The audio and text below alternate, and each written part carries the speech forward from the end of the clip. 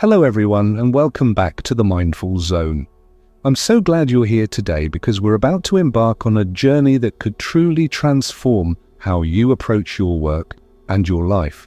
Today's topic is one that has fascinated me for years: how Buddhism, meditation, and mindfulness can help you improve your productivity at work while also nurturing your overall well-being. Now, before we dive in, let me ask you something. Have you ever felt like no matter how hard you work, there's always more to do? Like you're constantly running on a treadmill, trying to keep up, but never quite getting ahead? If you felt that way, you're not alone. So many of us are caught in this cycle of busyness, thinking that doing more will somehow make us happier or more successful. What if I told you that the secret to greater productivity isn't about doing more? It's about being more intentional, more present, and more connected to what truly matters. That's where Buddhism, meditation, and mindfulness come in. These ancient practices have been guiding people toward inner peace and clarity for thousands of years. And guess what? They're not just for monks sitting in caves or spiritual seekers meditating on mountaintops. These tools are practical, accessible, and incredibly relevant to our modern lives. Whether you're juggling deadlines at the office, managing a team, or simply trying to stay focused amidst endless distractions, these practices can help you find balance and focus. In this video, we'll explore 10 key chapters that will walk you through everything from understanding productivity through a Buddhist lens to cultivating compassion, dealing with distractions, and finding joy in the small moments. Each chapter is designed to give you actionable insights that you can start applying right away. And don't worry, if you're new to all of this, you're in the right place. This video is made for beginners as well as those who are already familiar with mindfulness and meditation but want to deepen their practice. My goal is to create a space where you feel supported, inspired, and empowered to take the next step toward living a more mindful, productive, and fulfilling life. So, take a deep breath with me. Feel your feet grounded on the floor. Let go of any tension you might be holding on to. This is your time, a moment to pause, reflect, and reconnect with yourself. As we move forward, I encourage you to watch this video with an open heart and mind. You don't need to remember every single detail, just let the ideas wash over you and trust that they'll resonate when you need them most. Are you ready? Great, let's begin our journey together. In the first chapter, we'll explore what productivity really means through the lens of Buddhism and how shifting your perspective can change everything. Chapter 1: Understanding Productivity Through a Buddhist Lens. When we think about productivity, especially in today's fast-paced world, it's easy to fall into the trap of equating it with output. More emails sent, more tasks checked off, more hours logged. That's often how we measure success. But what if I told you that this conventional understanding of productivity is fundamentally flawed? What if true productivity has less to do with doing and more to do with being? This is where Buddhism comes in, a philosophy that offers profound insights into how we can redefine productivity in a way that aligns with our deepest values and brings lasting fulfillment. Let's start by exploring one of the most foundational teachings of Buddhism: right effort. Right effort is part of the Noble Eightfold Path, which serves as a guide for living a balanced and meaningful life. At first glance, the term effort might sound like it encourages us to push ourselves harder, but that's not what it means at all. Instead, right effort teaches us to direct our energy toward wholesome activities, actions that nurture positivity, growth, and connection. Think about your typical workday for a moment. How much of your time and energy is spent on tasks that truly matter to you? Are you rushing through projects just to meet deadlines, or are you investing your efforts in ways that feel purposeful and aligned with your goals? When we approach our work with mindfulness and intention, we naturally become more efficient and effective. Why? Because we're no longer wasting energy on things that don't serve us. We're channeling it into what does. This shift in perspective can be incredibly liberating. Imagine replacing the relentless pursuit of busyness with a focus on quality over quantity. Instead of measuring success by how many items you've crossed off your to-do list, you begin to value the depth and meaning behind each action. For example, instead of sending out 5 rushed emails that lack clarity, you might choose to craft one thoughtful message that truly communicates your ideas. Or instead of cramming 3 meetings into an hour, you might give yourself the space to have one meaningful conversation that strengthens relationships and fosters collaboration. Another powerful concept in Buddhism is impermanence, the understanding that everything changes. At first glance, this might seem unrelated to productivity, but hear me out. When we embrace impermanence, we learn to let go of perfectionism and attachment to outcomes. How many times have you delayed starting a task because you wanted everything to be just right? Or maybe you've spent hours tweaking a presentation only to realize later that your audience barely noticed the changes. By accepting that nothing is permanent, including our mistakes, we free ourselves to take action without fear of failure. Impermanence also reminds us to appreciate the present moment. In a culture obsessed with future achievements and past regrets, it's easy to overlook the beauty of now. But when we bring our full attention to the task at hand, whether it's writing a report, brainstorming ideas, or even answering emails, we unlock a level of focus and creativity that simply isn't possible when our minds are scattered across timelines. Mindfulness plays a crucial role here as well. Being mindful means staying fully present in each moment, whether you're working on a project, attending a meeting, or taking a break.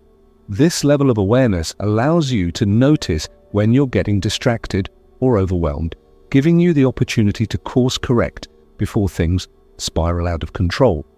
For instance, imagine you're working on a report and suddenly find yourself scrolling through social media. A mindful approach would involve gently acknowledging the distraction without judgment, then redirecting your focus back onto the task at hand. Over time, this practice strengthens your ability to concentrate and resist impulses, making you far more productive in the long run. But mindfulness isn't just about avoiding distractions, it's also about cultivating a sense of curiosity and openness. When we approach our work with a beginner's mind, as Zen Buddhists call it, we see familiar tasks in a new light. We ask questions like, what can I learn from this experience? Or, how can I make this process more enjoyable? This mindset transforms even mundane activities into opportunities for growth and discovery. Another aspect of Buddhist philosophy that ties directly into productivity is compassion. Many of us push ourselves relentlessly, believing that self-criticism is the key to improvement. However, research shows that self-compassion actually enhances motivation and resilience. When we treat ourselves with kindness, we're better equipped to handle setbacks and bounce back stronger. Imagine speaking to yourself the way you would speak to a close friend who's struggling. Would you berate them for making a mistake, or would you offer words of encouragement and support? Chances are you'd choose the latter. Yet, so often, we fail to extend that same compassion to ourselves. By practicing self-compassion, we create a foundation of emotional stability that enables us to tackle challenges with greater confidence and clarity. Compassion extends beyond ourselves too. In the workplace, fostering empathy and understanding toward colleagues can lead to stronger relationships, improved teamwork, and a more harmonious environment. When we approach others with kindness and patience, we create a ripple effect that benefits everyone involved. So, how can you apply these principles to your own life? Start by reflecting on your current habits and routines. Are they serving you well, or are they draining your energy and leaving you stressed? Consider setting aside a few minutes each day to meditate or journal, allowing yourself to reconnect with your deeper purpose. And remember, progress takes time. Be patient with yourself as you experiment with new ways of thinking and behaving. Here's a practical exercise to try. Before beginning any task, take a moment to set an intention. Ask yourself, why am I doing this? How does it contribute to my larger goals or values? This simple act of reflection can transform even the most routine activities, into meaningful expressions of your purpose. As we wrap up this chapter, I want to leave you with a question to ponder. What would it look like to approach your work not as a series of obligations, but as opportunities to grow and contribute? How might shifting your perspective change the way you show up in your daily life? In the next chapter, we'll delve deeper into the power of mindfulness at work and explore specific techniques you can use to stay focused and calm, even in the midst of chaos. Until then, take a moment to breathe deeply and appreciate the journey you're on. You're already taking the first steps toward a more mindful, productive life. Chapter 2: The Power of Mindfulness at Work. Welcome back to the Mindful Zone. In the previous chapter, we explored how Buddhism redefines productivity by encouraging us to focus on intention, impermanence, and compassion. Today, we're diving into one of the most transformative tools for improving productivity and well-being at work: mindfulness. Mindfulness is more than just a buzzword. It's a practice that has been scientifically proven to reduce stress, enhance focus, and improve overall mental health. But what exactly does it mean to be mindful, especially in the context of work? Simply put, mindfulness is the act of paying attention to the present moment, without judgment. It's about tuning into your thoughts, emotions, and surroundings with curiosity and openness, rather than letting your mind wander aimlessly or get caught up in distractions. Now, you might be wondering, how does mindfulness fit into my already packed workday? The beauty of mindfulness is that it doesn't require hours of meditation or drastic lifestyle changes. In fact, incorporating mindfulness into your daily routine can be as simple as taking 3 deep breaths before starting a task, or pausing to notice the sensation of your fingers tapping on your keyboard. These small moments of awareness add up over time, creating a profound shift in how you approach your work and interact with others. Let's start by addressing one of the biggest challenges most of us face at work: multitasking. We've all been there. You're answering emails while attending a meeting, brainstorming ideas while scrolling through social media, or trying to finish a report while half listening to a colleague. Multitasking might feel productive, but research shows that it actually reduces efficiency and increases errors. Why? Because our brains aren't designed to handle multiple tasks simultaneously. Instead, they switch rapidly between activities, which drains cognitive resources and leaves us feeling mentally exhausted. This is where mindfulness comes in. By training yourself to focus on one thing at a time, you give your brain the space it needs to perform at its best. For example, instead of checking your phone every few minutes during a meeting, try giving the speaker your full attention. Notice their tone of voice, body language, and the nuances of what they're saying. Not only will this help you retain information better, but it will also show respect and build trust with your colleagues. Another powerful aspect of mindfulness is its ability to help us recognize and manage stress. Stress is an inevitable part of work life, whether it stems from tight deadlines, high expectations, or interpersonal conflicts. However, chronic stress can take a toll on both our physical and mental health, leading to burnout, fatigue, and decreased performance. Mindfulness acts as a buffer against stress by teaching us to observe our thoughts and emotions without reacting impulsively. Here's how it works.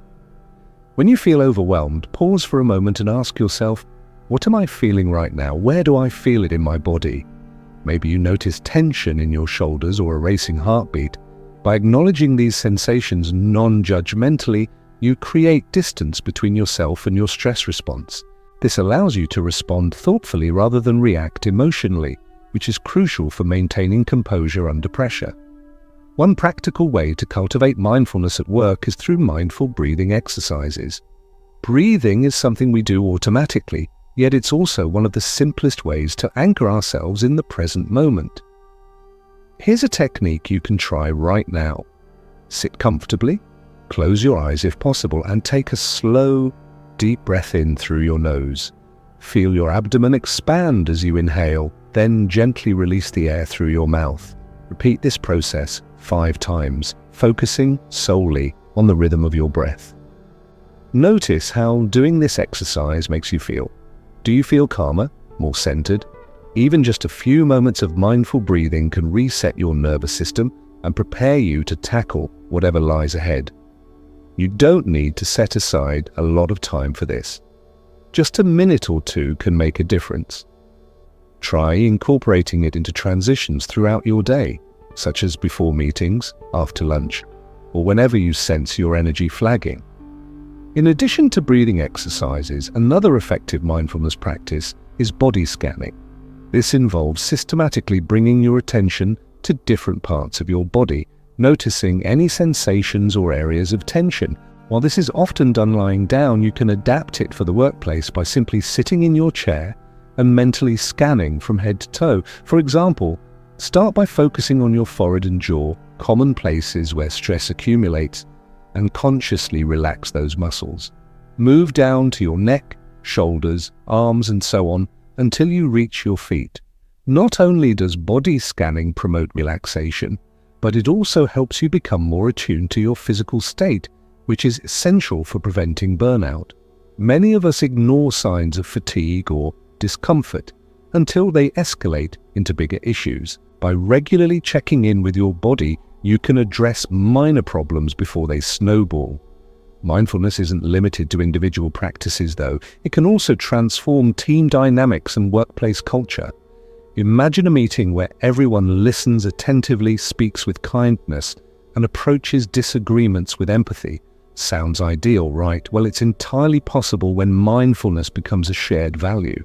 Encouraging mindful communication involves fostering active listening, avoiding interruptions, and validating others' perspectives, even when you disagree. For instance, the next time a colleague shares an idea, resist the urge to immediately critique or counter it. Instead, take a moment to acknowledge their contribution and reflect on its merits. This not only strengthens relationships, but also encourages creative problem solving by creating a safe space for diverse viewpoints. Of course, implementing mindfulness in the workplace requires commitment, not just from individuals, but from leadership as well. Companies that prioritize employee well-being often see significant benefits, including higher job satisfaction, lower turnover rates, and increased productivity. Some organizations have even introduced formal mindfulness programs, offering workshops, guided meditations, or designated quiet spaces for reflection. If your workplace doesn't currently support mindfulness initiatives, consider advocating for them. Start small, perhaps by suggesting a brief group meditation session or sharing resources with your team. Now let's talk about technology, a double-edged sword when it comes to mindfulness. On one hand, digital tools enable us to stay connected and collaborate efficiently. On the other hand, they're a major source of distraction. Notifications, emails, and endless streams of information can fragment our attention and leave us feeling scattered. To combat this, establish boundaries around your tech use. For example, designate specific times to check your inbox rather than responding to messages as they come in. Turn off unnecessary notifications and consider using apps that block distracting websites during focused work sessions. It's also helpful to create rituals around technology use. Before diving into a screen-heavy task, take a moment to ground yourself. Perhaps light a candle, sip some water, or stretch your arms.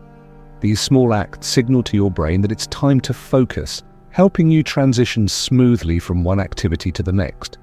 Finally, remember that mindfulness is a skill, one that takes time and practice to develop.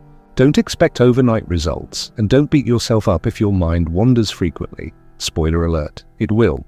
The key is consistency. Just like going to the gym strengthens your muscles, practicing mindfulness strengthens your brain's capacity for focus, resilience, and emotional regulation. As we conclude this chapter, I invite you to reflect on how mindfulness can enhance your work experience. What are some areas where you could benefit from greater presence and awareness? How might adopting a mindful approach improve not only your productivity, but also your relationships and overall well-being?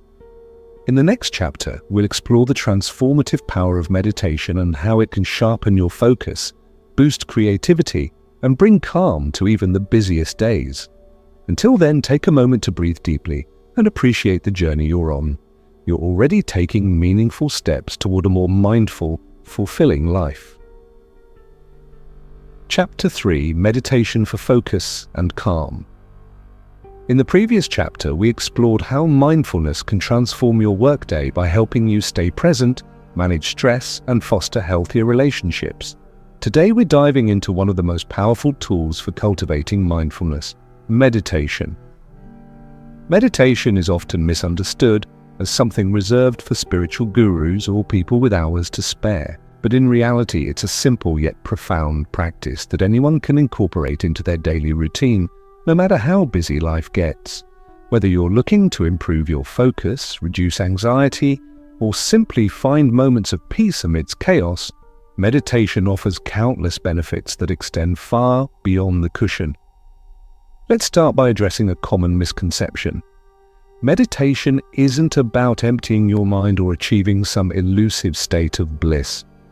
If you've ever tried meditating and felt frustrated because your thoughts kept racing, don't worry, you're not doing it wrong. Meditation is actually the practice of observing your thoughts without judgment. It's about noticing what arises in your mind, whether it's a wandering thought, a feeling of impatience, or even boredom, and gently bringing your attention back to the present moment. This process strengthens your ability to concentrate and builds resilience against distractions. Now, you might be wondering, how does sitting quietly translate to better productivity at work? Great question. Research has shown that regular meditation enhances brain function, particularly in areas related to attention, memory, and emotional regulation. For example, studies using MRI scans have found that meditation increases gray matter density in regions associated with learning and self-awareness, while reducing activity in the amygdala, the part of the brain responsible for the fight or flight response. What does this mean for you? A calmer, clearer mind that's better equipped to handle challenges and make decisions under pressure. So, how do you get started? Let's break it down step by step. First, find a quiet space where you won't be disturbed. This could be a corner of your office, a park bench during lunch, or even your car if you need privacy. Sit comfortably, whether on a chair, cushion, or the floor, and set a timer for 5 minutes or longer if you prefer. Close your eyes, take a few deep breaths, and allow your body to settle. Next, choose an anchor for your attention. Your breath is the most common choice. It's always with you, and it provides a steady rhythm to focus on. Pay attention to the sensation of air entering and leaving your nostrils, the rise and fall of your chest, or the expansion of your abdomen. Whenever your mind wanders, and trust me, it will, gently guide your focus back to your breath without criticizing yourself. If focusing on your breath feels challenging, there are other anchors you can use. Some people find it helpful to repeat a mantra, a word or phrase that holds personal meaning, or visualize a calming image like a candle flame or a serene landscape. Others prefer guided meditations, which walk you through the process with soothing instructions. There are countless apps and online resources available if you'd like to explore these options. One of the most important things to remember about meditation is that consistency matters more than duration. Even just 5 minutes a day can yield significant results over time. Think of it like brushing your teeth. You wouldn't skip brushing because you didn't have 30 minutes to spare, right? Similarly, short daily meditation sessions build momentum and reinforce positive habits. As you develop your practice, you may notice subtle shifts in your mindset and behavior. For instance, you might find it easier to resist distractions, whether they come from external sources like notifications or internal ones like intrusive thoughts. You might also experience greater emotional stability, allowing you to navigate conflicts or setbacks with grace and composure. These changes don't happen overnight, but they accumulate gradually, shaping your inner world in profound ways. Another remarkable benefit of meditation is its impact on creativity. When we meditate, we create space for new ideas to emerge by quieting the constant chatter in our minds. Many artists, writers, and innovators credit meditation with unlocking fresh perspectives and inspiring breakthroughs. If you're stuck on a project or struggling to generate original solutions, taking a few minutes to meditate can help clear mental clutter and spark inspiration. But meditation isn't just about individual gains. It can also enhance teamwork and collaboration. When we cultivate inner calm and clarity, we bring those qualities into our interactions with others. Picture a workplace where everyone practices meditation regularly. Meetings become more focused, communication flows more smoothly, and conflicts are resolved with greater empathy. While it might sound idealistic, companies like Google, Apple, and Salesforce have already embraced meditation as part of their corporate culture, recognizing its potential to drive innovation and improve employee well-being. If you're interested in introducing meditation to your workplace, start small. Perhaps suggest a group meditation session once a week or share tips with colleagues who express curiosity. Leading by example can inspire others to join you on the journey. Of course, integrating meditation into a busy schedule can feel daunting, especially if you're juggling multiple responsibilities. Here are a few practical strategies to make it easier. Pair it with existing habits. Link meditation to an activity you already do every day, such as drinking your morning coffee or commuting to work. For example, you could spend 2 minutes focusing on your breath while waiting for your computer to boot up. Use technology wisely. Set reminders on your phone or use meditation apps to keep you accountable. Apps like Headspace, Calm, or Insight Timer offer structured programs tailored to beginners and experienced practitioners alike. Be flexible. If sitting still feels uncomfortable, try walking meditation instead. Simply walk slowly and deliberately, paying attention to each step and the sensations in your body. Celebrate progress. Acknowledge the effort you're putting in, no matter how small. Every minute you dedicate to meditation is a gift to yourself. Now let's address another common concern. What if meditation doesn't feel relaxing? It's true that some people initially find meditation challenging, especially if they're used to constant stimulation or struggle with restlessness. That's perfectly normal. The goal isn't to force relaxation, it's to observe whatever arises in your experience with curiosity and acceptance. Over time, you'll likely discover that meditation becomes a source of comfort and strength, even during difficult times. To give you a taste of what meditation feels like, I'd like to guide you through a brief exercise right now. Find a comfortable position, close your eyes if you're able, and take 3 deep breaths. Inhale deeply through your nose, hold for a moment, and exhale slowly through your mouth. Now let your breathing return to its natural rhythm.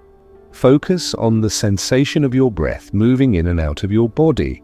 If your mind wanders, gently bring it back to your breath. Continue this for 1 minute. Pause for 1 minute, allowing viewers to follow along. How did that feel? Did you notice any shifts in your awareness or mood? Even a single minute of meditation can create a sense of grounding and presence. Imagine what regular practice could do for your focus, creativity, and overall well-being. Let's delve deeper into the science behind meditation. Studies have consistently shown that meditation can rewire the brain, a phenomenon known as neuroplasticity. For example, researchers have observed increased thickness in the prefrontal cortex, which governs executive functions like decision-making and impulse control. At the same time, meditation reduces activity in the default mode network, DMN, the part of the brain responsible for mind-wandering and rumination. By training your brain to stay focused and calm, you effectively reduce the mental noise that so often distracts us. Moreover, meditation has been linked to improved physical health. Regular practitioners report lower blood pressure, reduced inflammation, and enhanced immune function. These physiological benefits can translate directly to better performance at work, as a healthy body supports a sharp and resilient mind. Another fascinating aspect of meditation is its effect on emotional intelligence. Emotional intelligence, the ability to recognize, understand, and manage emotions, is a critical skill in both professional and personal context. Through meditation, you become more attuned to your own feelings and better equipped to empathize with others. This heightened awareness fosters stronger relationships, smoother communication, and a more harmonious work environment. For those who struggle with procrastination, meditation can be a game changer. By fostering self-awareness, it helps you identify the root causes of delay, whether fear of failure, perfectionism, or lack of motivation. Once you understand why you're avoiding a task, you can address the underlying issue and take action with greater confidence. Finally, let's talk about the ripple effects of meditation. When you commit to a regular practice, you radiate positivity and calmness that touches everyone around you. Colleagues may notice your increased patience and focus, clients may appreciate your thoughtful approach, and loved ones may benefit from your newfound emotional balance. In this way, meditation becomes not just a personal tool, but a collective force for good. Before we wrap up this chapter, I want to emphasize that meditation is a lifelong journey, not a destination. There will be days when it feels effortless and others when it feels like a struggle. That's okay. What matters most is showing up consistently, trusting the process, and embracing the lessons along the way. In the next chapter, we'll explore the transformative power of compassion, both toward yourself and others, and how it can deepen your connections and enrich your work life. Until then, take a moment to breathe deeply and appreciate the courage it takes to embark on this path. You're already making strides toward a more mindful, fulfilling life. Chapter 4. Cultivating compassion toward yourself and others. In the previous chapter, we explored how meditation can sharpen your focus, calm your mind, and enhance your creativity. Today we're shifting our attention to another cornerstone of mindfulness and Buddhism, compassion. Compassion is often misunderstood as something soft or sentimental, but in reality it's one of the most powerful forces for personal growth and positive change. It's not just about being kind, it's about cultivating an attitude of care and understanding that extends to yourself, others, and even the world around you. When practiced consistently, compassion transforms not only how you relate to others, but also how you navigate challenges, build resilience, and create meaning in your work and life. Let's begin by addressing a fundamental truth. Many of us are far too hard on ourselves. We hold ourselves to impossibly high standards, criticize ourselves harshly for mistakes, and dismiss our achievements as insufficient. This relentless self-criticism doesn't motivate us to do better. It drains our energy, erodes our confidence, and creates a toxic cycle of stress and dissatisfaction. This is where self-compassion comes in. Self-compassion, a concept popularized by psychologist Dr. Kristin Neff, involves treating yourself with the same kindness and understanding you would offer a close friend who's struggling. It's about acknowledging your pain or frustration without judgment and reminding yourself that imperfection is part of the human experience. Here's the good news. Research shows that self-compassion doesn't make you lazy or complacent. Quite the opposite. It boosts motivation, enhances emotional resilience, and improves overall well-being. When you practice self-compassion, you give yourself permission to fail, learn, and grow without fear of harsh criticism. This creates a safe space for experimentation and innovation, which is especially valuable in the workplace. So how do you cultivate self-compassion? Start by paying attention to your inner dialogue. What do you say to yourself when things go wrong? Do you berate yourself for falling short? Or do you acknowledge your effort and remind yourself that everyone makes mistakes? If your self-talk tends to be negative, try reframing it. For example, instead of thinking, "I'm such a failure," you might say, "I gave it my best shot, and I'll figure out how to improve next time." Another powerful way to practice self-compassion is through physical gestures. Place your hand over your heart, take a deep breath, and silently repeat phrases like, "May I be kind to myself," or "May I accept myself as I am." These simple acts activate the body's relaxation response and help soothe feelings of shame or inadequacy.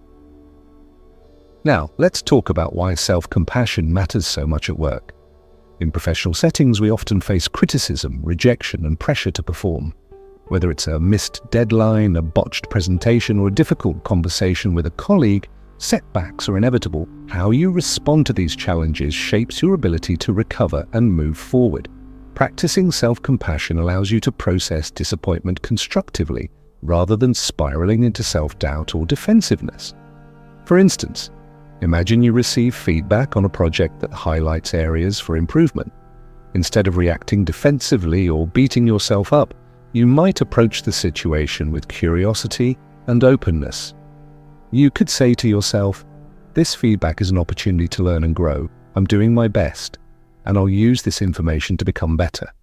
This mindset shift not only reduces stress, but also positions you for long-term success. But compassion isn't just inward-facing, it extends outward to those around you. At its core, compassion is about recognizing the shared humanity in others and responding with empathy and care. In the workplace, this means fostering an environment where people feel seen, heard, and valued. Consider this scenario. A colleague seems unusually quiet during a meeting, perhaps avoiding eye contact or contributing less than usual. Instead of assuming they're disengaged, you might approach them afterward and ask, "Is everything okay? You seemed a bit distracted today." This small act of concern demonstrates that you care about their well-being, strengthening trust and rapport. Acts of kindness, both big and small, also play a crucial role in cultivating compassion. Holding the door for someone, offering words of encouragement, or simply listening attentively can brighten someone's day and create a ripple effect of positivity. When you lead with compassion, you inspire others to do the same, creating a culture of mutual support and collaboration. One practical way to integrate compassion into your daily routine is through mindful communication. Before speaking, pause and ask yourself, will my words uplift or harm? Am I truly listening, or am I waiting for my turn to talk? By choosing your words thoughtfully and giving others your full attention, you foster deeper connections and minimize misunderstandings. In addition to improving interpersonal dynamics, compassion has tangible benefits for productivity and performance. Teams that prioritize empathy and inclusivity tend to be more innovative, engaged, and resilient. Why? Because when people feel safe to express their ideas and emotions, they're more likely to take risks, share insights, and collaborate effectively. If you're wondering how to introduce compassion into your workplace, start by modeling it yourself. Share gratitude openly. For example, send a quick email thanking a coworker for their help, or publicly acknowledge someone's contribution during a meeting.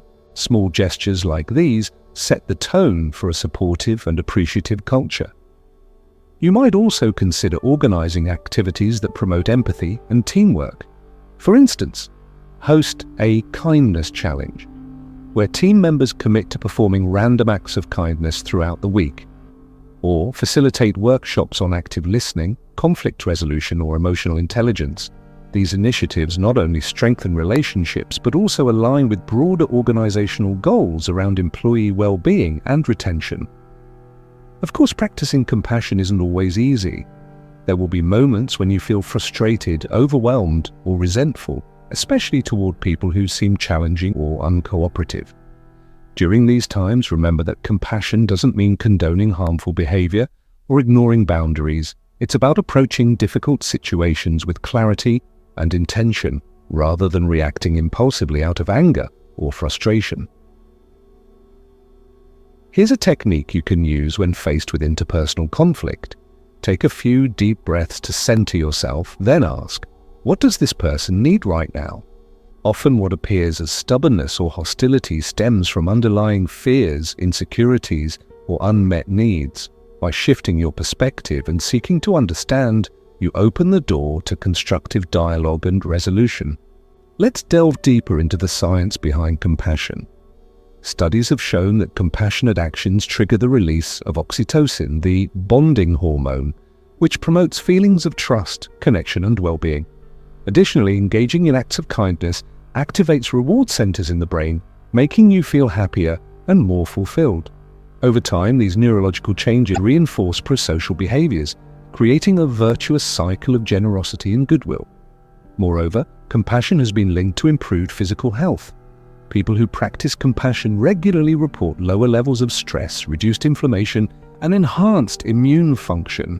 These physiological benefits translate directly to better performance at work, as a healthy body supports a sharp and resilient mind. On a societal level, compassion has the power to transform communities and organizations. Leaders who embody compassion inspire loyalty, foster innovation, and drive sustainable growth. Companies that prioritize employee well-being and social responsibility attract top talent, build strong reputations, and contribute positively to the world. To illustrate this point, consider the example of Patagonia, the outdoor apparel company known for its commitment to environmental sustainability and ethical business practices. By embedding compassion into its mission and operations, Patagonia has cultivated a loyal customer base, motivated workforce, and thriving bottom line. While not every organization can replicate Patagonia's model, all businesses can benefit from embracing compassion as a guiding principle. Before we wrap up this chapter, I'd like to guide you through a brief exercise to deepen your practice of compassion. Find a comfortable position, close your eyes if possible, and take 3 deep breaths. Now bring to mind someone you care about deeply, a family member, friend, or colleague. Visualize their face and silently repeat the following phrases. May you be happy. May you be healthy. May you be safe. May you live with ease. Next, extend these wishes to yourself, saying, may I be happy. May I be healthy. May I be safe. May I live with ease. Finally, broaden your circle of compassion to include acquaintances, strangers, and even people you find challenging. Repeat the same phrases, imagining them receiving your goodwill. Continue this practice for 2 minutes. How did that feel? Did you notice any shifts in your mood or perspective? Even a brief moment of intentional compassion can soften your heart and expand your capacity for connection. As we conclude this chapter, I invite you to reflect on how compassion can enrich your work and life. What are some ways you can practice greater kindness toward yourself and others? How might adopting a compassionate mindset improve your relationships, decision-making, and sense of fulfillment? In the next chapter, we'll explore the importance of setting intentions versus chasing arbitrary goals, and how aligning your actions with your values can lead to greater satisfaction and purpose. Until then, take a moment to breathe deeply and appreciate the beauty of your shared humanity. You're already taking meaningful steps toward a more mindful, compassionate life. Chapter 5. Setting intentions versus chasing arbitrary goals. In the previous chapter, we explored how cultivating compassion both towards yourself and others can transform your relationships, enhance your resilience, and create a more supportive work environment. Today we're diving into another cornerstone of mindful productivity, setting intentions versus chasing arbitrary goals. At first glance, this distinction might seem subtle. After all, aren't intentions and goals essentially the same thing? Not quite. While both involve planning and purpose, they differ fundamentally in their approach and impact. Understanding this difference can help you align your actions with your values, reduce unnecessary stress, and find deeper meaning in your daily life, whether at work or beyond. Let's start by unpacking the concept of goals. Goals are specific, measurable outcomes that we strive to achieve within a certain time frame. They're often tied to external markers of success, such as promotions, financial targets, or project milestones. For example, I want to increase my sales by 20% this quarter, or I need to finish this report by Friday. There's nothing inherently wrong with having goals. They provide structure and direction, which can be incredibly motivating. However, there's a downside to focusing solely on goals. When we become fixated on outcomes, we risk losing sight of the journey itself. We may push ourselves too hard, ignore our well-being, or sacrifice meaningful experiences in pursuit of an elusive endpoint. Worse still, if we fail to meet our goals, or if circumstances change, we can feel defeated, unworthy, or stuck. This is where intentions come in. Unlike goals, intentions are broader and more flexible. They're about how you want to show up in the world, regardless of the outcome. Setting an intention means asking yourself, what kind of person do I want to be today? How do I want to feel? What values do I want to embody? For instance, Instead of saying, I need to close 5 deals this month, you might set the intention, I will approach each interaction with authenticity and kindness. The beauty of intentions lies in their adaptability. Life is unpredictable, and no matter how carefully we plan, things rarely go exactly as expected. Intentions allow us to stay grounded and focused on what truly matters, even when plans shift or obstacles arise. They remind us that success isn't just about achieving results, it's about living with integrity and purpose. Now, let's talk about why intentions are particularly powerful in the workplace. In professional settings, we're often bombarded with deadlines, metrics, and expectations. It's easy to get caught up in the pressure to deliver and lose touch with why we're doing what we're doing. By setting clear intentions, we can reconnect with the deeper purpose behind our work. For example, imagine you're preparing for a big presentation. Instead of obsessing over whether you'll impress your boss or land a new client, you might set the intention, I will communicate clearly and inspire trust. This shifts your focus from external validation to internal alignment, making the process less stressful and more fulfilling. So, how do you set meaningful intentions? Here's a step-by-step guide to help you get started. Reflect on your values.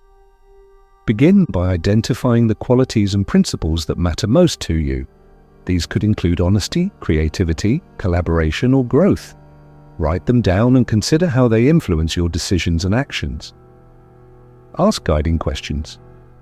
Before starting any task or embarking on a new project, ask yourself, why am I doing this? What impact do I hope to have? How does this align with my values? These questions encourage you to think beyond surface-level objectives and connect with your deeper motivations. Phrase your intentions positively. Frame your intentions in terms of what you do want rather than what you want to avoid. For example, instead of saying, I won't procrastinate, try, I will approach my work with curiosity and enthusiasm. Positive phrasing reinforces constructive habits and fosters optimism. Keep them flexible. Unlike rigid goals, intentions should evolve as circumstances change. Revisit them regularly and adjust as needed to ensure they remain relevant and inspiring. To illustrate the power of intentions, let's look at a real-world example. Consider a team leader who sets the intention, I will foster a culture of trust and innovation. This intention shapes every interaction they have with their team, from encouraging open dialogue during meetings to celebrating creative ideas, even if they don't always succeed. Over time, this intentional leadership style builds stronger relationships, boosts morale, and drives better results than simply chasing KPIs ever could. Of course, balancing intentions with practical goals is key. Intentions provide the why, while goals give you the what and how. Together, they form a dynamic framework for achieving both personal fulfillment and professional success. Here's how you can integrate intentions and goals effectively. Start with intention. Before outlining specific objectives, clarify your overarching purpose. Why does this goal matter to you? How does it reflect your values? Break down goals into actionable steps. Once your intention is clear, translate it into concrete tasks. For example, if your intention is to cultivate mindfulness at work, your goals might include meditating for 5 minutes each morning, taking regular breaks throughout the day, and practicing active listening during meetings. Celebrate progress, not perfection. Focus on the effort and learning involved in pursuing your goals rather than fixating on the outcome. Each step forward brings you closer to living in alignment with your intentions. Another important aspect of setting intentions is self-awareness. To live intentionally, you must first understand your patterns, triggers, and tendencies. Journaling can be a powerful tool for gaining insight into your thoughts and behaviors. Try dedicating a few minutes each day to write about your experiences, challenges, and victories. Ask yourself, did I act in accordance with my intentions today? If not, what got in the way? This practice helps you identify areas for growth and reinforces your commitment to living authentically. let's also address a common misconception. Some people believe that setting intentions is soft or impractical compared to traditional goal-setting methods. But research tells a different story. Studies have shown that individuals who focus on intrinsic motivations, such as personal growth, connection, and contribution, are more likely to experience long-term satisfaction and resilience than those driven solely by extrinsic rewards like money or status. Moreover, setting intentions enhances emotional regulation and decision-making. When you know what truly matters to you, it becomes easier to prioritize tasks, manage conflicts, and navigate uncertainty. You develop a sense of inner stability that allows you to weather challenges with grace and confidence. Now, let's explore how intentions can transform team dynamics and organizational culture. Leaders who emphasize intentionality inspire their teams to adopt a similar mindset. For instance, a manager might begin weekly check-ins by asking, "What's one way you'd like to contribute to our shared mission this week?" This question encourages employees to reflect on their roles and responsibilities in a meaningful way, fostering engagement and accountability. Similarly, organizations that prioritize purpose-driven missions tend to attract passionate, loyal employees and customers. Take Tom's Shoes, for example. Their one-for-one model, donating a pair of shoes for every pair sold, wasn't just a marketing strategy, it reflected the company's core intention to make a positive impact. By staying true to this intention, Tom's built a global brand rooted in generosity and community. If you're interested in introducing intention-setting practices into your workplace, here are a few ideas to consider. Host intention-setting workshops. Gather your team to discuss individual and collective intentions for the upcoming week, month, or quarter. Encourage participants to share their reflections openly and support one another. Create visual reminders. Display posters, sticky notes, or digital banners featuring inspiring phrases like "progress over perfection" or "act with kindness." These reminders keep intentions top of mind throughout the day. Incorporate rituals. Begin meetings or projects with a brief moment of reflection. Invite everyone to state their intention for the session. For example, "My intention is to listen actively and contribute constructively." Finally, let's talk about the ripple effects of living intentionally. When you commit to aligning your actions with your values, you naturally inspire others to do the same.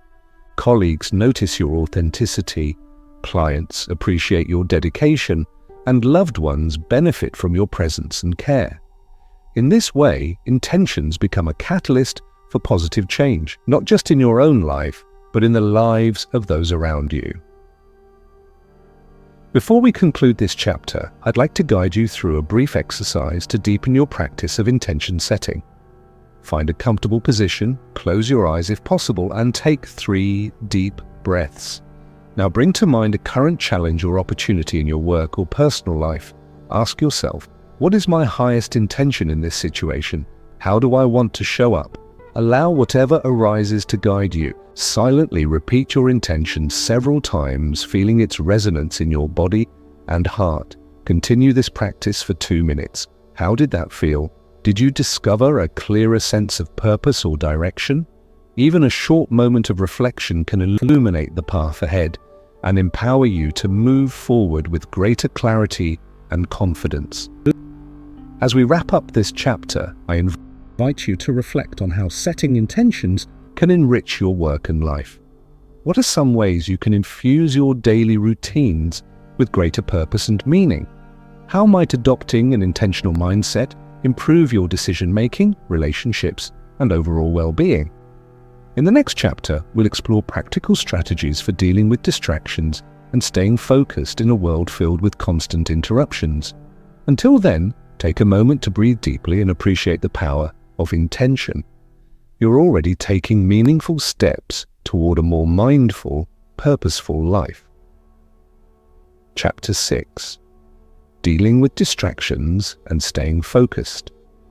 In the previous chapter, we explored the transformative power of setting intentions versus chasing arbitrary goals, and how aligning your actions with your values can bring greater purpose and fulfillment to your work and life.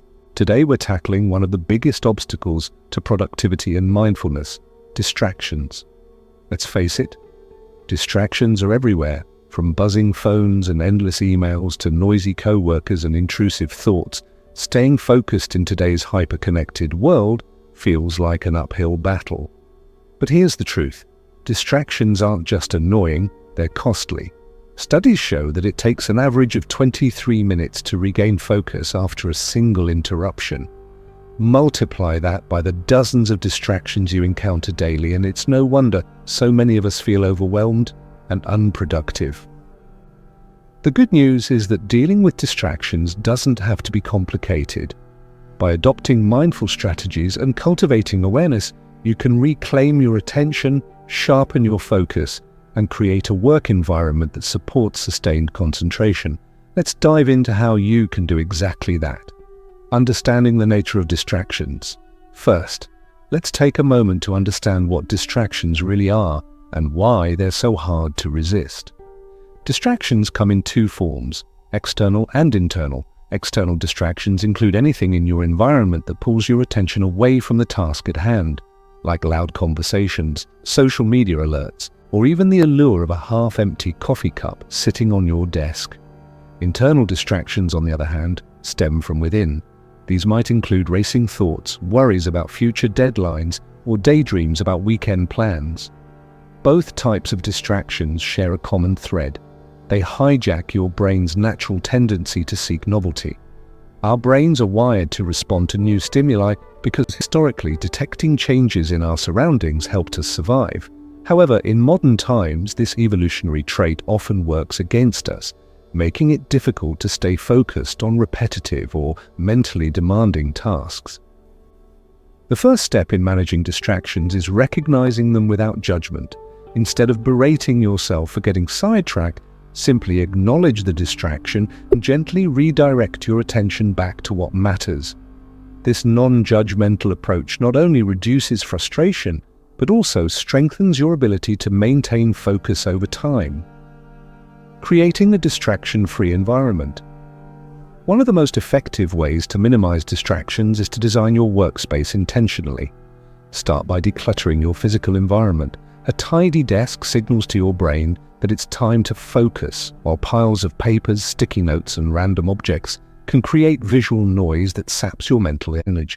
Keep only the essentials within reach: your computer, notebook, pen, and perhaps a calming object like a plant or photo. Next, address digital distractions. Technology is both a blessing and a curse when it comes to productivity.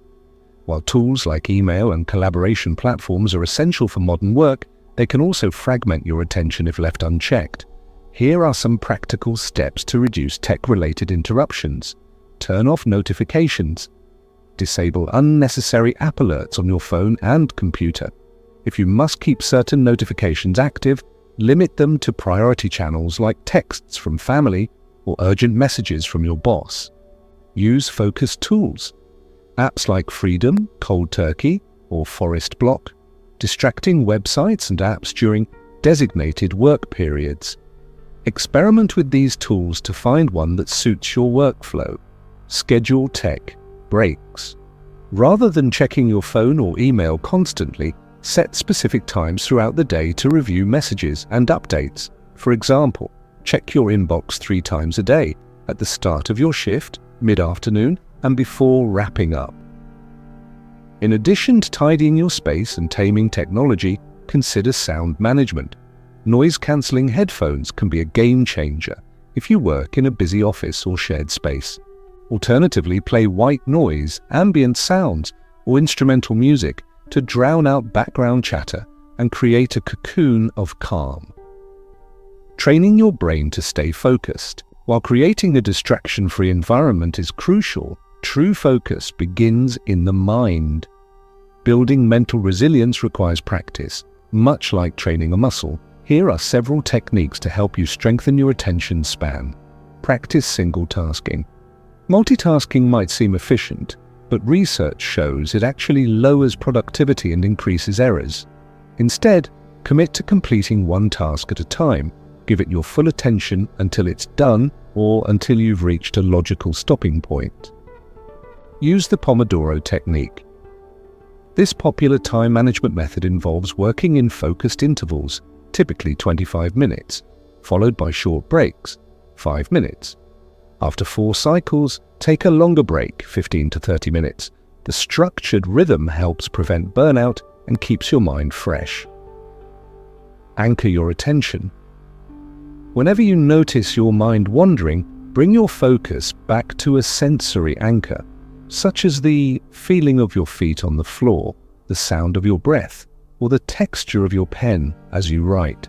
This simple grounding exercise restores presence and clarity. Another powerful way to train your brain is through mindfulness meditation. As we discussed in Chapter 3, meditation enhances cognitive functions like attention, memory, and impulse control. Regular practitioners report improved ability to filter out irrelevant stimuli and sustain focus for longer periods. Even a few minutes of meditation each day can make a noticeable difference in your concentration levels. Managing internal distractions. External distractions may be easier to spot, but internal ones can be equally disruptive, if not more so. Thoughts about unfinished projects, upcoming deadlines, or personal concerns often creep into our minds, pulling us away from the present moment. To manage these inner disturbances, try the following strategies. Write it down. If a nagging thought keeps interrupting your flow, jot it down in a notebook or digital document. Knowing that you've captured the idea for later reassures your brain that it won't forget, freeing you to concentrate fully on the task at hand. Label your thoughts.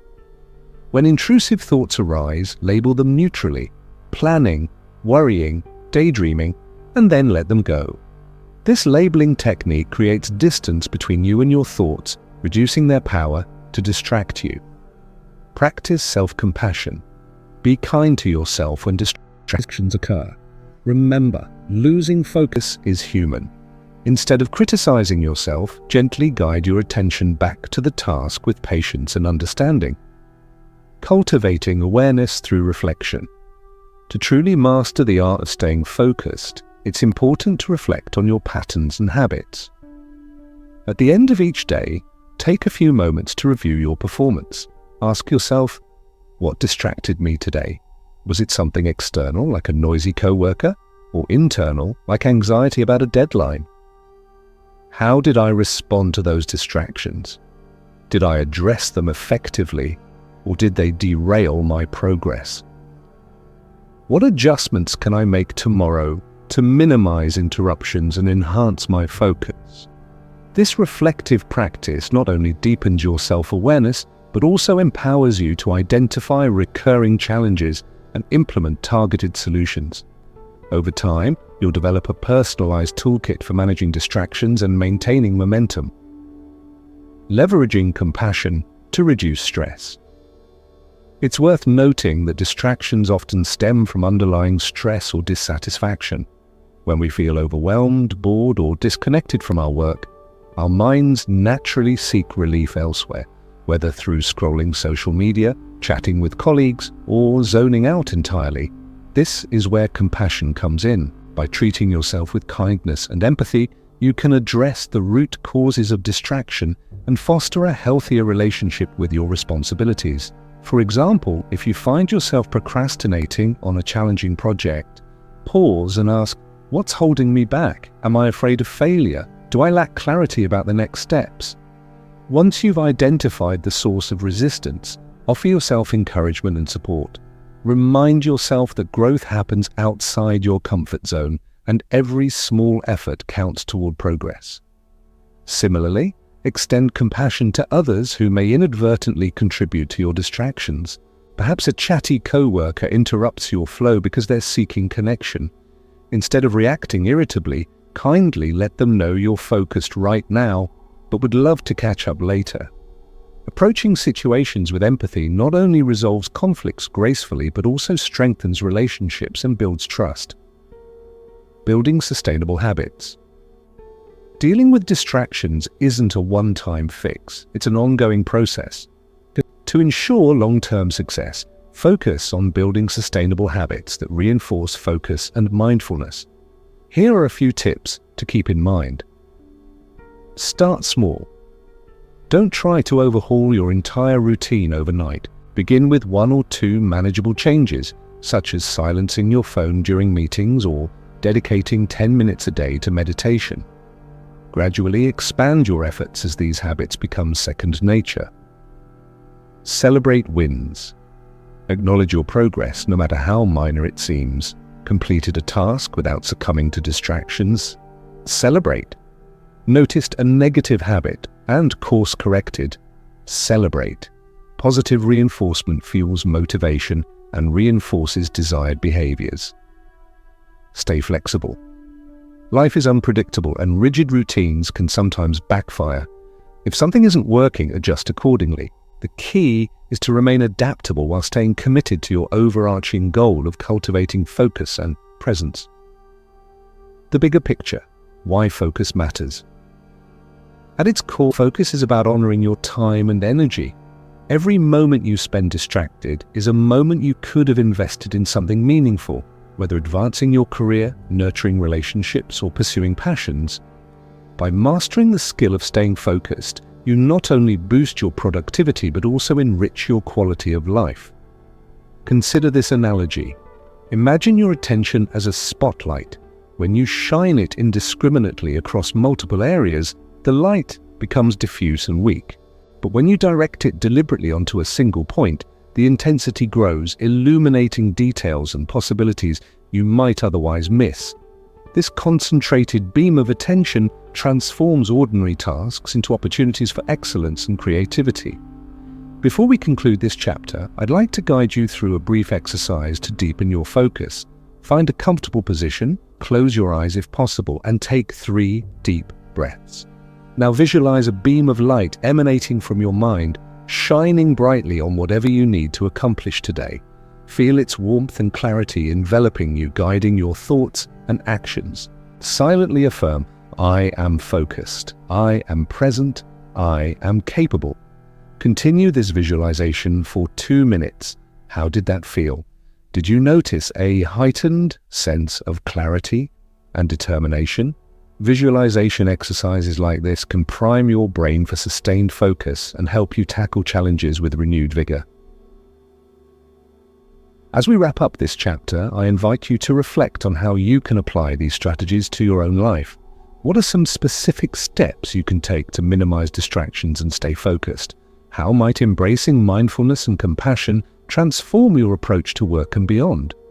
In the next chapter, we'll explore the concept of imperfection and how embracing flaws can lead to greater creativity, resilience, and joy. Until then, take a moment to breathe deeply and appreciate the beauty of presence. You're already taking meaningful steps toward a more mindful, focused life. Chapter 7: Embracing Imperfection. In the previous chapter, we explored how to deal with distractions and cultivate focus in a world filled with interruptions. Today we're diving into a concept that might feel counterintuitive at first, but holds immense power for personal growth and well-being: embracing imperfection. Let's face it, our culture often glorifies perfection. From flawless Instagram feeds to meticulously polished presentations, there's immense pressure to appear flawless, competent, and always on. But here's the truth.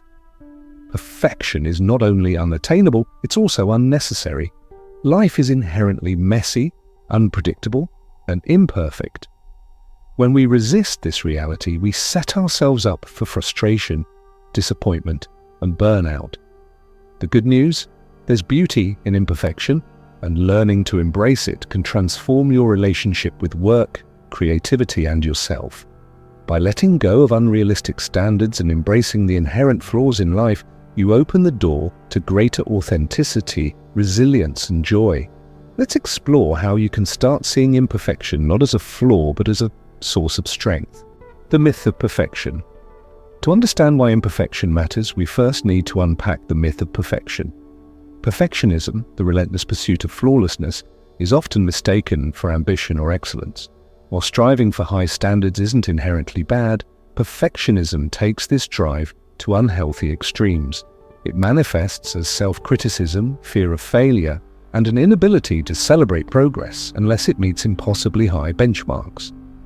Perfectionists tend to view mistakes as evidence of inadequacy rather than opportunities for growth. They may procrastinate out of fear that their work won't be good enough, or spend hours tweaking minor details instead of moving forward. This mindset not only stifles creativity, but also drains energy and erodes confidence over time. The antidote to perfectionism lies in embracing imperfection, not as a compromise, but as a path to deeper fulfillment. When you accept that nothing and no one is perfect, you free yourself to take risks, experiment boldly, and find meaning in the process rather than obsessing over outcomes. Learning from wabi-sabi, finding beauty in impermanence and flaws.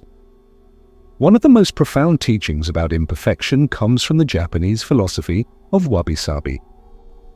Rooted in Zen Buddhism, wabi-sabi celebrates the transient, imperfect, and incomplete aspects of life. It invites us to appreciate the cracks in pottery, the asymmetry of handmade objects, and the fleeting beauty of autumn leaves. Wabi-sabi reminds us that imperfection is not something to fix or hide, it's something to honor. Take, for example, the art of kintsugi, where broken ceramics are repaired with gold lacquer. Rather than disguising the damage, kintsugi highlights it, turning scars into symbols of resilience and transformation. This metaphor extends beautifully to our own lives. Our mistakes, failures, and vulnerabilities don't diminish us, they make us uniquely human and deeply relatable. How can we apply wabi-sabi to our work? Start by reframing how you view errors and setbacks. Instead of seeing them as failures, consider them as stepping stones toward mastery. For instance, if a project doesn't go as planned, ask yourself, what did I learn from this experience? How can I use this knowledge to improve next time? This shift in perspective transforms challenges into opportunities for growth. Practicing self-compassion around imperfection. A key component of embracing imperfection is practicing self-compassion. As we discussed in Chapter 4, self-compassion involves treating yourself with kindness and understanding when things go wrong. It means recognizing that imperfection is universal. We all stumble, falter, and fall short sometimes. When you notice self-critical thoughts creeping in, pause and reframe them. For example, instead of thinking, I ruined everything, try saying, I gave it my best shot under the circumstances and I'll do better next time. You might also place your hand over your heart and silently repeat affirmations like, I am enough, or it's okay to be imperfect. These small acts of self-kindness soften the sting of failure and remind you that worthiness isn't contingent on achievement.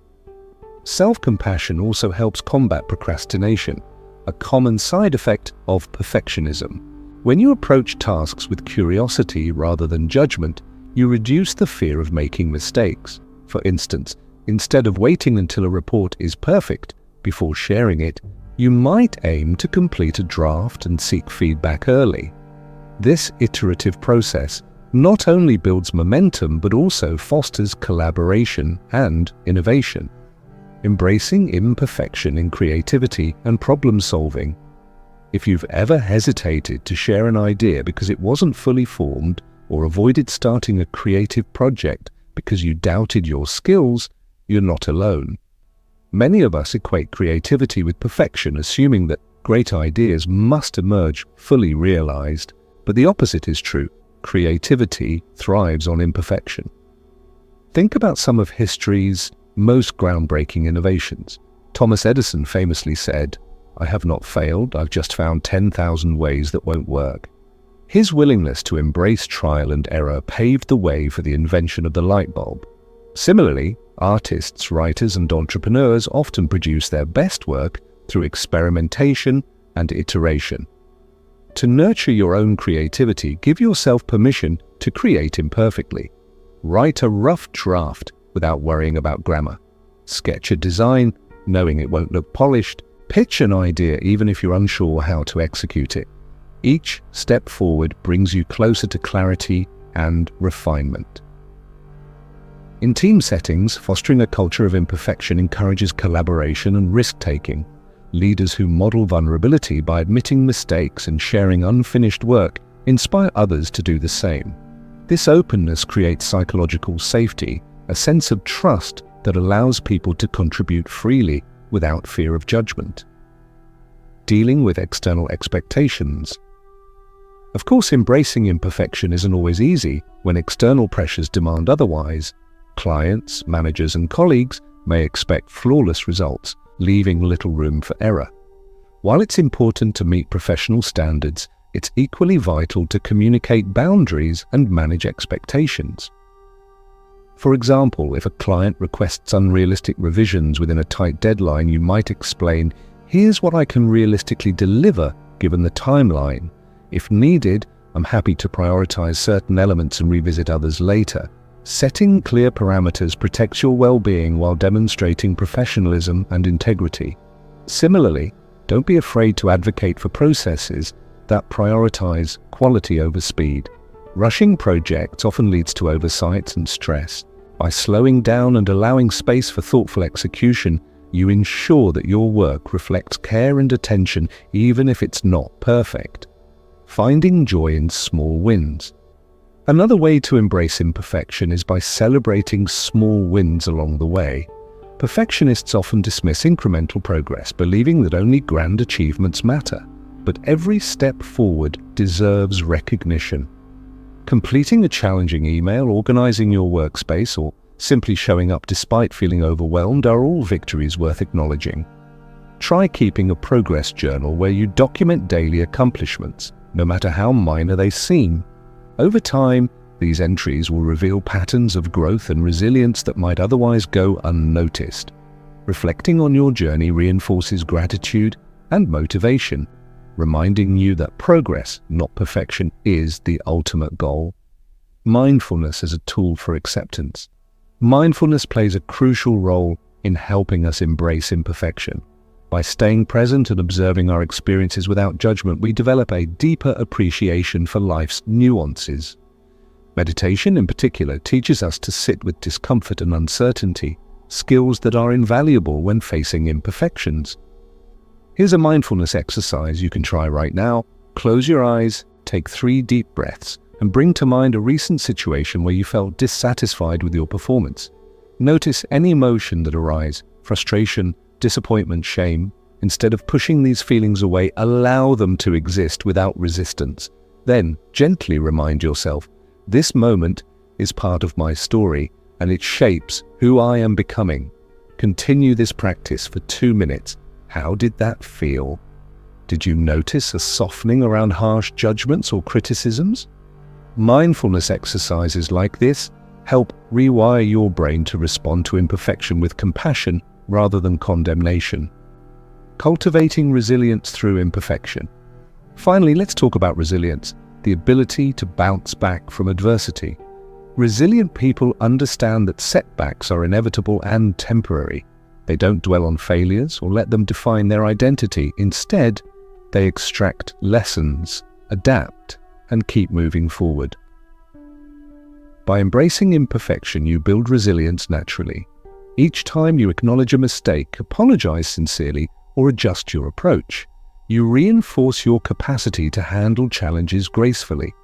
Over time, this mindset shift reduces anxiety and boosts confidence, empowering you to tackle obstacles with courage and optimism, bringing it all together. As we conclude this chapter, I invite you to reflect on how embracing imperfection can enrich your work and life. What are some areas where you hold yourself to impossibly high standards? How might letting go of perfectionism allow you to take bold steps toward your goals? Remember, imperfection is not a liability, it's a gift. It reminds us that life is dynamic, evolving, and full of surprises. By honoring the cracks and flaws in ourselves and our work, we create space for authenticity, connection, and growth. In the next chapter, we'll explore the importance of creating sacred routines, daily rituals that anchor you in mindfulness and purpose. Until then, take a moment to breathe deeply and appreciate the beauty of being perfectly imperfect. You're already taking meaningful steps toward a more mindful, fulfilling life. Chapter 8. Creating Sacred Routines. In the previous chapter, we explored the profound beauty of embracing imperfection and how letting go of unrealistic standards can lead to greater authenticity, creativity, and resilience. Today we're diving into another cornerstone of mindful living, creating sacred routines. Sacred routines, also known as rituals or daily practices, are intentional actions that anchor us in mindfulness, purpose, and presence. They provide structure, nurture well-being, and help us navigate the chaos of modern life with grace and intention. While routines are often associated with productivity, sacred routines go beyond efficiency. They infuse ordinary moments with meaning, transforming mundane activities into opportunities for connection, reflection, and joy. Let's begin by understanding why sacred routines matter and how they differ from typical habits. Habits are automatic behaviors designed to streamline our lives, like brushing your teeth or checking your email first thing in the morning. Sacred routines, on the other hand, are deliberate acts performed with awareness and reverence. They invite us to slow down, savor the moment, and align with our deepest values. For example, drinking coffee might be a habit for some people, a quick caffeine fix before rushing out the door. But when approached as a sacred routine, it becomes an opportunity to pause, breathe deeply, and appreciate the aroma, taste, and warmth of the beverage. This simple shift transforms a functional act into a nourishing ritual that sets the tone for the day. Now, let's explore how you can create sacred routines that support your mental, emotional, and physical well-being and enhance your productivity and fulfillment at work and beyond. The power of morning rituals. Morning rituals are one of the most powerful ways to start your day with intention and clarity. How you spend the first hour after waking influences your mood, energy levels, and mindset for the rest of the day. Instead of reaching for your phone or jumping straight into tasks, consider carving out time for activities that ground and inspire you. Here are some ideas for crafting a mindful morning routine. Mindful awakening. As soon as you wake up, take 3 deep breaths to center yourself. Notice the sensations in your body, the weight of your blankets, the coolness of the air, the light streaming through the window. This practice helps you transition from sleep to wakefulness gently and mindfully. Gratitude practice. Spend a few minutes reflecting on what you're grateful for. You might write in a gratitude journal, mentally list 3 things you appreciate, or simply say thank you aloud. Gratitude primes your brain for positivity and sets a hopeful tone for the day ahead. Movement and stretching. Physical activity wakes up your muscles and stimulates blood flow, boosting energy and focus. Whether it's yoga, tai chi, or a brisk walk around the block, find a form of movement that feels good to you and makes you feel alive. Mindful hydration. Drink a glass of water slowly, savoring each sip. Hydration is essential for cognitive function, and doing so mindfully reinforces the importance of self-care. Intention setting. Before diving into your to-do list, take a moment to set an intention for the day. Ask yourself, what kind of energy do I want to bring to my work? How do I want to show up for others? Write your intention down or repeat it silently to reinforce its significance. By incorporating these elements into your mornings, you create a foundation of calm and purpose that carries you through even the busiest days. The art of transition rituals. In addition to morning routines, transition rituals play a vital role in maintaining balance and focus throughout the day.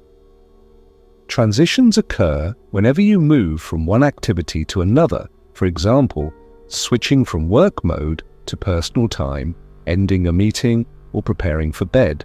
Without conscious effort, these transitions can feel abrupt or chaotic, leaving you scattered and stressed.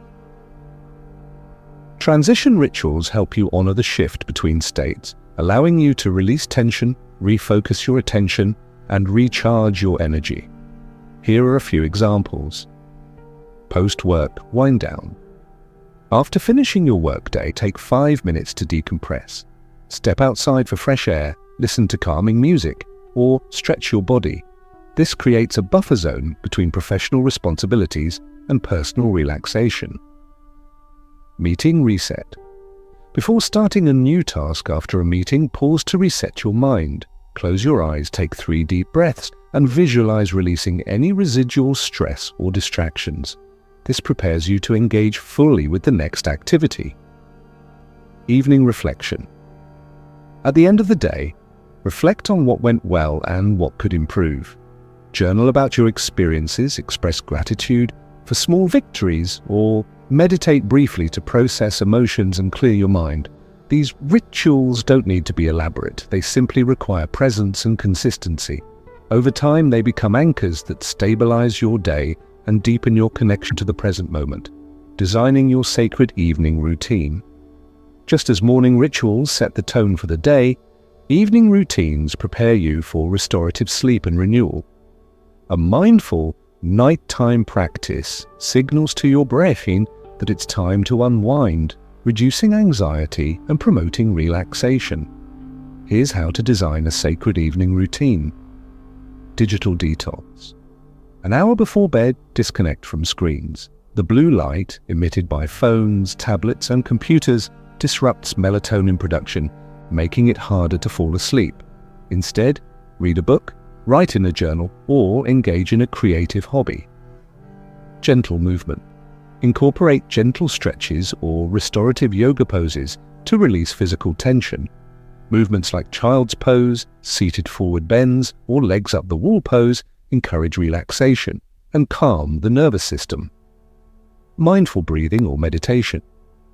Spend 5 to 10 minutes practicing deep breathing or guided meditation. Focus on slowing your exhales, which activates the parasympathetic nervous system and promotes rest.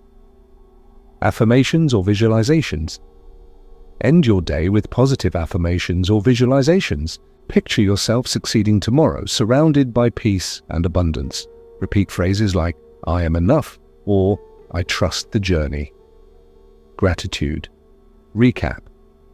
Revisit your gratitude practice from the morning. Reflect on the highlights of your day, no matter how small, and acknowledge the lessons learned. A thoughtful evening routine not only improves sleep quality, but also fosters a sense of closure and contentment. It reminds you that every day holds value regardless of external achievements. Customizing your sacred routines. One of the most beautiful aspects of sacred routines is their flexibility. There's no one-size-fits-all approach. What works for someone else might not resonate with you. The key is to experiment with different practices until you find what feels authentic and sustainable. To customize your sacred routines, ask yourself, what activities leave me feeling centered and energized? When do I feel most disconnected or overwhelmed during the day? How can I address those moments proactively? What rituals align with my values and priorities? For instance, if you cherish creativity, you might incorporate sketching, writing poetry, or playing an instrument into your routine. If nature brings you peace, spend time gardening, hiking, or simply sitting under a tree. Tailoring your rituals ensures they remain meaningful and enjoyable over time, overcoming obstacles to sacred routines. Of course, establishing sacred routines isn't always easy. Life gets busy, and it's tempting to skip these practices when deadlines loom or obligations pile up. To overcome resistance, keep the following strategies in mind. Start small. Begin with 1 or 2 manageable rituals, such as drinking tea mindfully or taking a few deep breaths before bed. Gradually expand your practice as it becomes habitual. Be flexible. Life is unpredictable, and rigid routines can sometimes backfire. If circumstances change, adapt your rituals accordingly while staying committed to their essence. Prioritize consistency over perfection. It's okay if your routine varies from day to day. What matters most is showing up consistently, even if it's just for a minute or two. Celebrate progress. Acknowledge the benefits you experience from your rituals, whether it's improved focus, reduced stress, or enhanced joy. Positive reinforcement strengthens your commitment to sustaining these practices.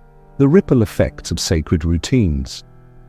When practiced regularly, sacred routines have far-reaching effects that extend beyond individual well-being. They influence your relationships, productivity, and overall quality of life. For example, a leader who starts their day with mindfulness is better equipped to handle challenges with patience and empathy. Similarly, teams that incorporate shared rituals like weekly check-ins or gratitude circles build stronger bonds and foster collaboration. On a societal level, sacred routines remind us to slow down and reconnect with what truly matters. In a world obsessed with speed and efficiency, these moments of stillness and reflection serve as antidotes to burnout and disconnection. They invite us to embrace the ebb and flow of life, finding beauty in both the extraordinary and the everyday. Guided exercise, designing your own sacred routine. Before we conclude this chapter, I'd like to guide you through a brief exercise to help you design your own sacred routine. Find a comfortable position, close your eyes if possible, and take 3 deep breaths. Now visualize your ideal day from start to finish. Ask yourself, what activities would make me feel grounded and inspired in the morning? How can I honor transitions between tasks or roles throughout the day? What rituals would help me wind down peacefully in the evening? Write down your answers or imagine them vividly in your mind. Feel the sense of calm and purpose that comes from knowing you have tools to navigate each moment with awareness and intention. Continue this visualization for 2 minutes. How did that feel? Did you discover new possibilities for integrating mindfulness into your daily life? Remember, sacred routines don't have to be complicated. They simply require presence and heart. As we wrap up this chapter, I invite you to reflect on how creating sacred routines can enrich your work and life. What rituals will you incorporate into your mornings, evenings, or transitions? How might these practices deepen your connection to yourself and others? In the next chapter, we'll explore the transformative power of finding joy in small moments and how cultivating gratitude and presence can amplify happiness in even the simplest aspects of life. Until then, take a moment to breathe deeply and appreciate the rhythm of your days. You're already taking meaningful steps toward a more mindful, fulfilling life. Chapter 9. Finding Joy in Small Moments. In the previous chapter, we explored the transformative power of creating sacred routines, intentional practices that anchor us in mindfulness, purpose, and presence. Today, we're diving into one of the most accessible yet profound ways to enhance your well-being, finding joy in small moments. In our fast-paced, achievement-driven world, it's easy to overlook the beauty and significance of everyday experiences. We often chase big milestones, promotions, vacations, or major accomplishments, believing they hold the key to happiness. But what if true fulfillment lies not in grand gestures, but in the tiny, seemingly ordinary moments that make up our lives? By learning to notice and appreciate these moments, you can cultivate a deeper sense of joy, gratitude, and connection, even amidst life's challenges.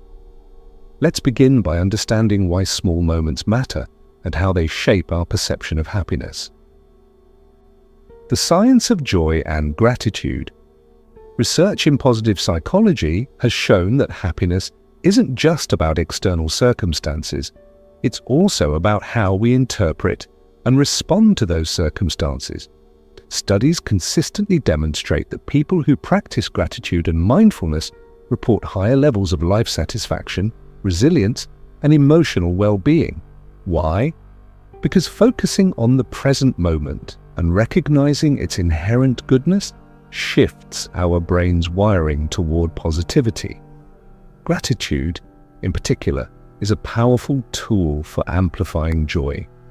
When we pause to acknowledge the things we're thankful for, whether it's a kind word from a colleague, a delicious meal, or the warmth of the sun on our skin, we train our brains to scan for the good rather than fixate on the bad.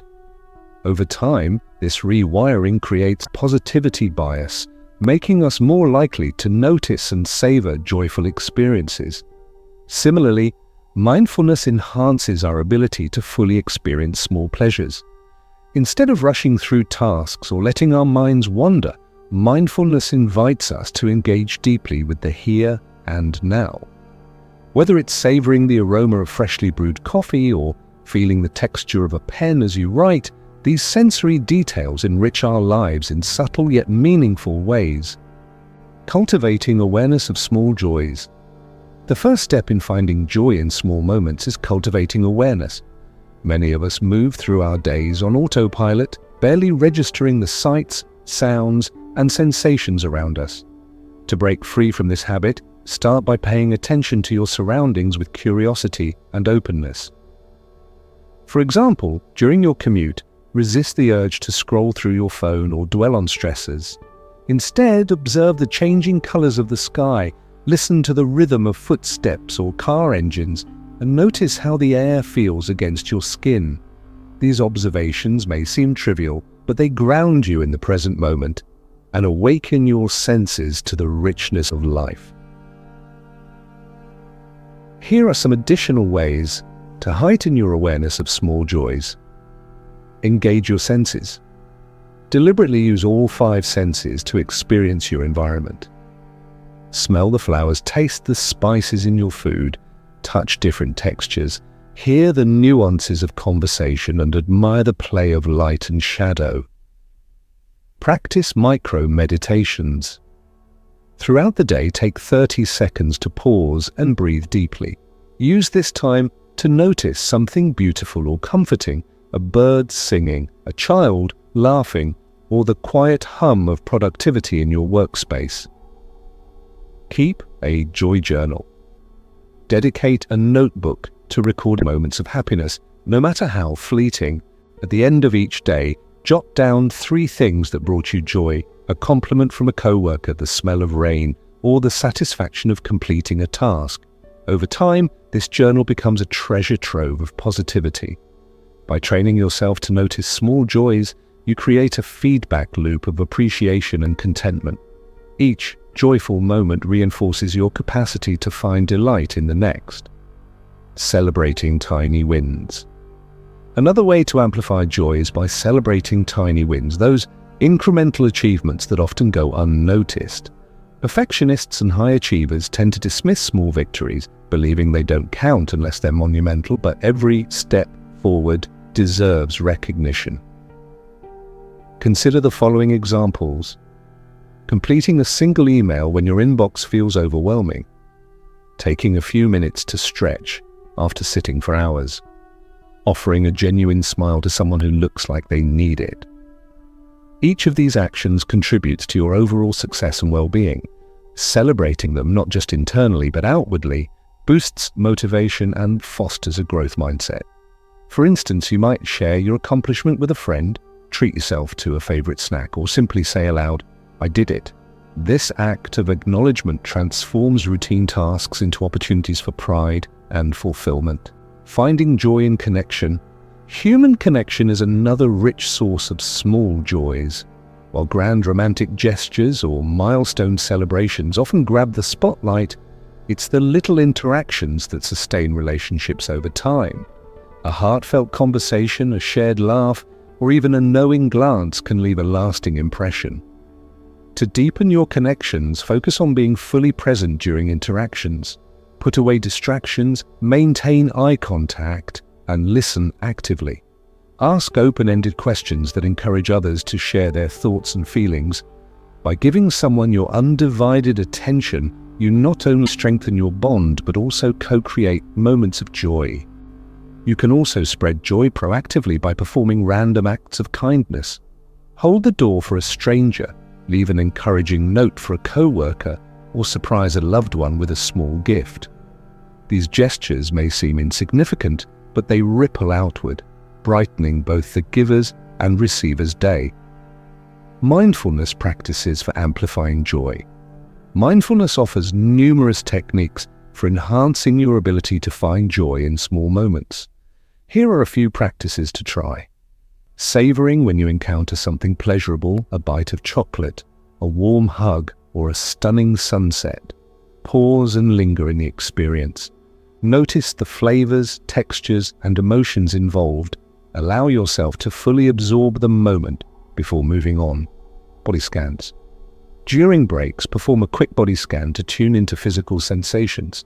Pay attention to areas of tension or relaxation and consciously release any discomfort. This practice grounds you in the present and heightens your awareness of bodily joy.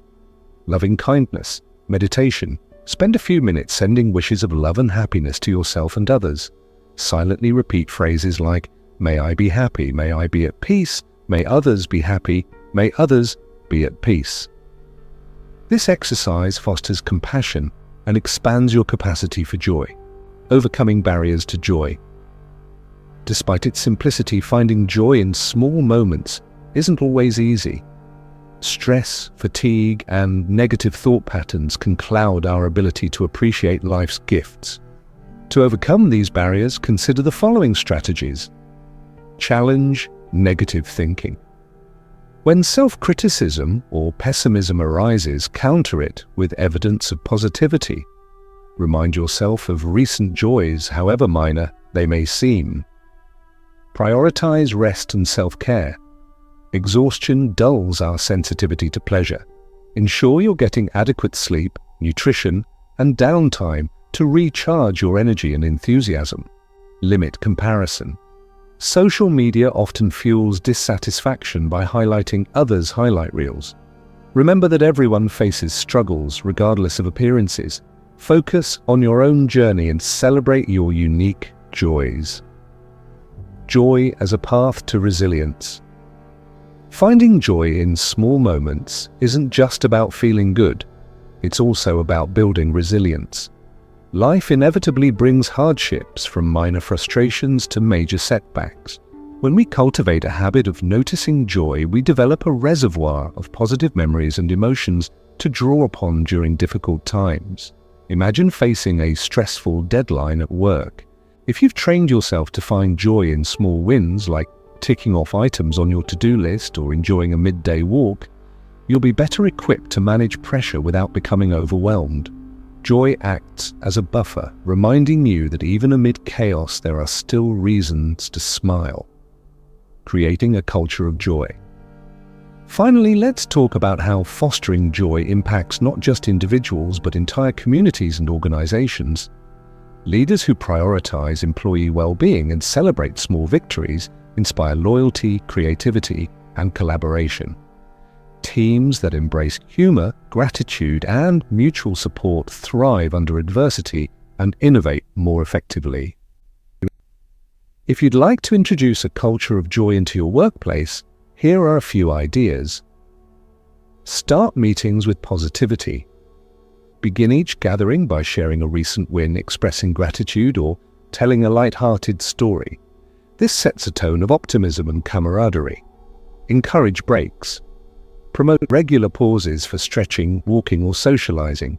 Even brief respites boost morale and productivity. Celebrate milestones together. Mark birthdays, anniversaries, or project completions with group activities or tokens of appreciation. These rituals reinforce belonging and unity. Guided exercise, discovering joy in the present moment. Before we conclude this chapter, I'd like to guide you through a brief exercise to help you discover joy in the present moment. Find a comfortable position, close your eyes if possible, and take 3 deep breaths. Now bring your awareness to your immediate surroundings. What do you see, hear, smell, taste, or feel? Choose one sensation that stands out, perhaps the softness of your chair, the sound of birds chirping, or the taste of mint tea. Allow yourself to fully immerse in this experience. Notice its qualities, the color, texture, rhythm, or flavor. Feel gratitude for this small gift of joy. Silently affirm, "I am grateful for this moment. I choose to savor it fully." Continue this practice for 2 minutes. How did that feel? Did you notice a shift in your mood or perspective? Practicing gratitude and mindfulness in this way trains your brain to seek and cherish joy no matter where you are. Wrapping up, embracing the beauty of small moments. As we wrap up this chapter, I invite you to reflect on how finding joy in small moments can transform your work and life. What are some simple pleasures you've overlooked lately? How might pausing to appreciate them bring greater happiness and meaning to your days? Remember, joy doesn't have to be loud or dramatic to be real. It exists in the quiet hum of daily existence, in the laughter of a child, the rustle of leaves, or the warmth of a cup held between your hands. By embracing these moments, you create a life filled with wonder, gratitude, and grace. In the final chapter, we'll tie everything together and explore how integrating mindfulness, compassion, intentionality, and joy can lead to a balanced, fulfilling life. Until then, take a moment to breathe deeply and appreciate the abundance of small joys surrounding you. You're already taking meaningful steps toward a more mindful, joyful life. Chapter 10. Bringing it all together. In the previous 9 chapters, we've journeyed through a rich tapestry of wisdom drawn from Buddhism, mindfulness, meditation, compassion, intentionality, imperfection, sacred routines, and finding joy in small moments. Today, in this final chapter, we'll bring it all together, tying these threads into a cohesive framework that you can use to live a more mindful, productive, and fulfilling life. This isn't just about theory, it's about practical integration. By weaving these principles into your daily existence, you create a foundation for balance, resilience, and meaning, not just at work, but in every aspect of your life. Let's explore how to make these practices sustainable, authentic, and transformative over the long term. The power of integration. One of the most important lessons I hope you take away from this series is that mindfulness and productivity aren't separate pursuits. They're deeply interconnected. When you approach your work and life with presence, compassion, and purpose, you naturally become more efficient, creative, and satisfied. But achieving this harmony requires integrating the tools we've discussed into a seamless whole. Think of these practices as ingredients in a recipe. Each one contributes unique flavors and textures, but their true magic emerges when combined thoughtfully. For example, setting intentions, Chapter 5, provides direction, while embracing imperfection, Chapter 7, fosters flexibility. Sacred routines, Chapter 8, anchor you in mindfulness and celebrating small joys. Chapter 9 keeps you motivated and inspired. Together they form a holistic system that supports both personal growth and professional success. Let's break down how you can integrate these elements into your daily life. Step 1. Start your day with intention and gratitude. Morning rituals set the tone for everything that follows. Begin each day by grounding yourself in gratitude and clarity. Take 3 deep breaths, then reflect on what you're thankful for. This could be as simple as appreciating the gift of waking up or acknowledging the support of loved ones. Next, set an intention for the day. Ask yourself, how do I want to show up today? What values do I want to embody? For instance, your intention might be, I will approach challenges with patience, or I will prioritize connection over perfection. Write it down, repeat it silently, or visualize it vividly. This practice aligns your actions with your deeper purpose, ensuring that even routine tasks feel meaningful. Step 2. Cultivate mindfulness throughout the day. Mindfulness isn't confined to formal meditation. It's a way of being that permeates every moment. To stay present, incorporate micro-meditations into your schedule. Before starting a task, pause for 30 seconds to breathe deeply and center yourself. During meetings, listen attentively without letting your mind wander. Even mundane activities like washing dishes or walking to your car can become opportunities for awareness if you engage fully with your senses. Remember, mindfulness is cumulative. The more you practice staying present, the easier it becomes to navigate distractions and stress. Over time, this heightened awareness enhances your focus, creativity, and emotional regulation. Step 3. Embrace compassion toward yourself and others. Compassion acts to bridge between mindfulness and productivity. When you treat yourself with kindness, you reduce self-criticism and build resilience. If you make a mistake or fall short of expectations, remind yourself, this is part of being human. I am learning and growing. Extend this compassion outward by fostering empathy in your interactions. Whether you're collaborating with colleagues, managing employees, or simply chatting with a friend, lead with understanding and care. Active listening, thoughtful communication, and acts of kindness strengthen relationships and create a supportive environment where everyone thrives. Step 4. Reframe challenges through the lens of imperfection. Life is unpredictable and setbacks are inevitable. Instead of resisting difficulties, embrace them as opportunities for growth. Draw inspiration from wabi-sabi, the Japanese philosophy of finding beauty in imperfection, and kintsugi, which repairs broken objects with gold to highlight their scars. These metaphors remind us that flaws and failures don't diminish our worth, they enrich our stories. When faced with obstacles, ask yourself, what can I learn from this experience? How does it shape who I'm becoming? By shifting your perspective, you transform adversity into fuel for transformation. Step 5. Create sacred routines that nourish your soul. Sacred routines provide structure and stability, helping you navigate life's ups and downs with grace. Design morning, evening, and transition rituals that resonate with your values and needs. For example, you might begin your mornings with tea and journaling, wind down evenings with stretching and gratitude reflections, and mark transitions with mindful breathing or brief meditations. These rituals don't need to be elaborate, they simply require consistency and presence. Over time, they become anchors that ground you in mindfulness and purpose, no matter how chaotic life gets. Step 6. Celebrate small wins and find joy in everyday moments. Productivity doesn't have to mean constant striving. Balance ambition with appreciation by celebrating tiny victories along the way. Did you complete a challenging email? Acknowledge it. Did you take a few minutes to stretch after sitting for hours? Celebrate it. Every step forward counts. Similarly, train yourself to notice and savor small joys. Pay attention to the warmth of sunlight on your skin, the laughter of a child, or the aroma of freshly baked bread. These moments may seem insignificant, but they add up to a life filled with wonder and contentment. Keep a joy journal to document these experiences, reinforcing your brain's capacity for positivity. Step 7. Reflect and adjust regularly. Finally, make space for regular reflection. At the end of each week, review your progress. Ask yourself, what went well? What challenges arose? How did I embody mindfulness, compassion, and intentionality?